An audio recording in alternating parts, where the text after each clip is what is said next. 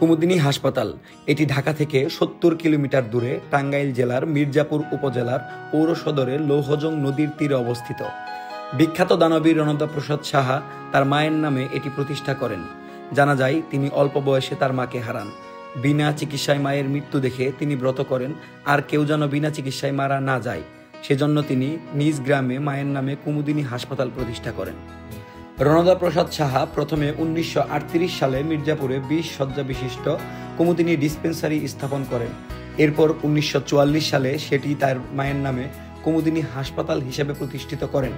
বর্তমানে এই হাসপাতালটি ১৫০০ শয্যায় উন্নীত করা হয়েছে। কুমুদিনী হাসপাতাল রণদা প্রসাদ সাহার নিজ সম্পত্তি হলেও ১৯৪৭ সালে তিনি তার সমস্ত অর্থ সম্পদ মানব কল্যাণে ট্রাস্টে দান করেন। বর্তমানে ওনার নাতি রাজীব প্রসাদ সাহা ট্রাস্টের ব্যবস্থাপনা পরিচালকের দায়িত্ব পালন করছেন। কুমুদিনী হাসপাতালের জায়গা জুড়ে শোভা বর্ধনকারী বাহারি রঙের ফুল আর ভেষজ উদ্ভিদ রয়েছে। হাসপাতালের উত্তর পাশে অবস্থিত সুবিশাল দিঘি আর দক্ষিণ পাশে রয়েছে লৌহজং নদী। প্রতিষ্ঠার পর থেকে হাসপাতালটিতে বিনামূল্যে চিকিৎসা দেওয়া হলেও বর্তমানে রোগীদের কাছ থেকে সামান্য খরচ নেওয়া হয়। তবে এখনও ভর্তি হওয়া রোগীদের থাকা খাওয়া সম্পূর্ণ বিনামূল্যে। মাসে গড়ে এখানে বহির্বিভাগে চিকিৎসা সেবা গ্রহণ করেন প্রায় ২৪ থেকে ২৫ হাজার রোগী এবং ভর্তি হওয়া রোগীর সংখ্যা প্রায় ৩ থেকে ৪ হাজার।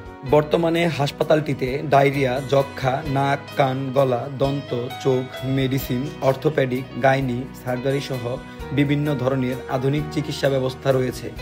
এর মধ্যে বিশেষ করে নারীদের ফিস্টুলা এবং শিশুদের তালুকাটা রোগীদের বিনামূল্যে চিকিৎসা করা হয়। শুধু টাঙ্গাইল জেলা নয়, দেশের পার্শ্ববর্তী জেলাসমূহ ছাড়াও ভারত ও নেপাল থেকেও অনেক রোগী চিকিৎসার জন্য এখানে আসেন। বর্তমানে হাসপাতালটির সেবার মান বৃদ্ধির লক্ষ্যে বেশ কিছু পরিকল্পনা গ্রহণ করা হয়েছে। একজন মির্জাপুরবাসী হিসেবে আমি এই প্রতিষ্ঠানটির জন্য খুবই গর্ববোধ করি।